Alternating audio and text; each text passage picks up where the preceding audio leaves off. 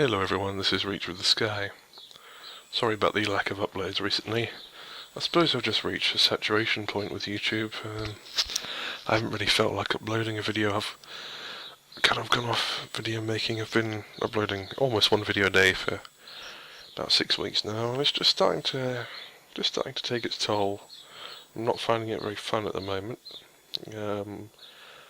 I hesitate to say I'm taking a break because I'm still uploading stuff. It's just taking me longer because when I'm enjoying working on a video, the process happens much faster. But when my heart's really not in it, it takes me a lot longer to do things that otherwise wouldn't take long.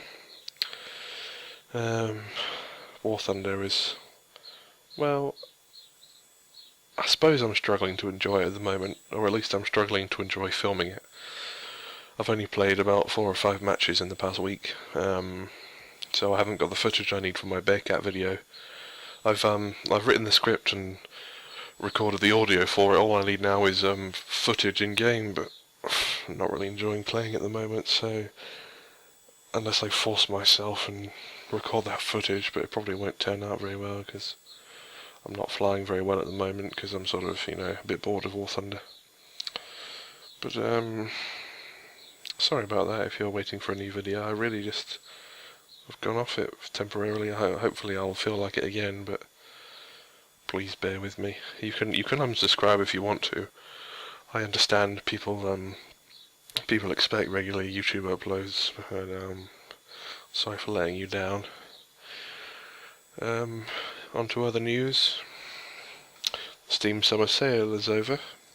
Well, it's been over for some time now, but thought I'd recap on the games I've bought. I've spent about £40 on games, 40-50 quid, which isn't bad because the original retail value of all these games would probably be about 200 quid or more, at least when they first came out. So I got, let's see what I got. I got Burial at Sea, episodes 1 and 2 for Infinite, for £10. That was a lot of fun. Not quite as long as I hoped it would be, but the story was excellent. I got some DLC for Company of Heroes 2, both of the remaining Theatre of War packs that I didn't have. I got Dead Space 1 and 2 for £10, both together for £10. Those were a lot of fun, very creepy as you can imagine. I'm quite pleased with myself because back when I was younger I was terrified of horror games, but I've got through Dead Space 1. I wasn't really too scared. There's a few jumpy moments, like when a monster jumps out of a vent in front of you, but I wasn't actually, too scared to actually progress through the game. I remember I was playing the Dead Space 1 demo on Xbox a few years ago, and it was like, you start off in a darkened corridor, and I was struggling to walk down the corridor. I was so scared, but yeah, I've got over it now, luckily, and now I can actually enjoy horror games, which is good because it's a genre I haven't explored much in my gaming, my time gaming. And Dead Space is a lot of fun. The first Dead Space, I'd say, has a better story than the second one, but the second one, the gameplay's been more refined and it's a bit better to actually play. I got Far Cry 3, I think that was £4.50. That's quite fun, not quite as enjoyable as I thought it would be. There's so much to do. There's a lot of content in the game, but it's so spread out. It takes long to go around and do everything you need to do. So it's a game you have to invest a lot of time in. But it's a bit like World of Warcraft, but with like a sort of single player experience. And you don't level up really. You unlock skills and everything, but there's a bit of grinding involved to get through the game and get everything you need. What else? Payday 2. I bought Payday 2 and I bought lots of the DLC packs. I've only played an hour and a half of it, but I played the beta some time ago and it was a lot of fun. And I saw Payday 2 was only about £4 and the DLCs were 75% off, so I got Payday and all the DLCs for about £9, so it's a lot of fun. I haven't played it enough to really get an idea of how much I've enjoyed it, but so far it's been fun at least. Spec Ops: The Line. That is a very interesting game. I've completed it. Sorry, it only took me 4 hours, but probably because I didn't have a very high difficulty. Spec Ops: The Line. You may have heard about it. It's not your usual first-person shooter. It's actually third-person. It's not your usual shooting game. It's something a little different. It starts off very generic. You know, you've got your guns and you've got terrorists. They're not exactly terrorists. They're more like rebels. But there's a sort of basic cover system, and the gameplay is it's simple. It's enjoyable, but it's generic. But I don't want to give away too much in case you plan on playing it or buying it or something, but it's a very dark, grim game. It puts you into situations where you have to make moral choices, and often there is no right choice. It's either the lesser of two evils, or you have to do something nasty to get through the game. One of the scenes involves white phosphorus, and it's quite messy. Quite an emotional game. I didn't cry, but it's certainly more poignant than most shooters out there. It's a very interesting experience. It's more like a film. It's like a film where you sort of control the character. I can recommend it.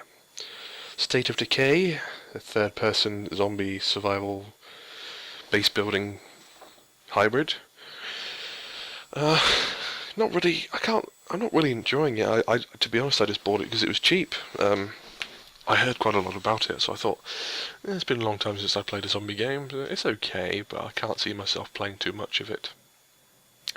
Tomb Raider, the new I think it was 2013, either 2012 or 2013. Basically the reboot of the Tomb Raider series. I haven't played it yet, but I was initially a little hesitant to buy it, but it was so cheap. I thought it looks like a fun game, so I look forward to playing that. A bit of platforming. Viscera cleanup detail. That's a lot of fun.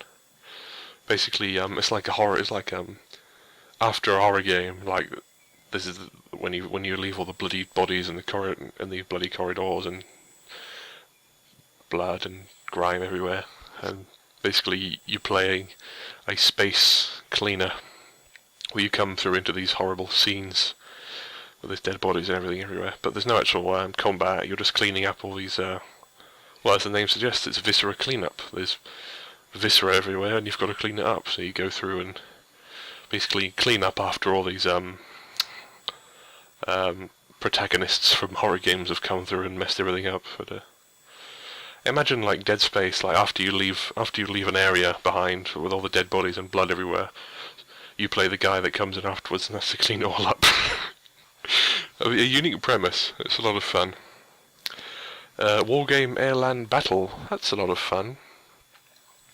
If you've heard of Ruse, it's like that, but in a more modern setting. It's an RTS with a very large scale, like the maps are 20, 30, 40 kilometres square. And you design decks with the units and everything. Over 750 units to choose from, and over 10 countries, each with their own unique rules and special abilities and units. I've got a video up where I make my first deck. So if you want to check that out on my channel, you can have a look at what Wargame Airland Battle is all about. But that's all my Steam purchases in the summer sale. Once again, apologies for my lack of content recently. I'm just not really feeling up to it. A little bit burnt out, but I'll try and have the Bearcat video up next week. So, this has been Reach for the Sky. Thank you very much for listening. See you soon.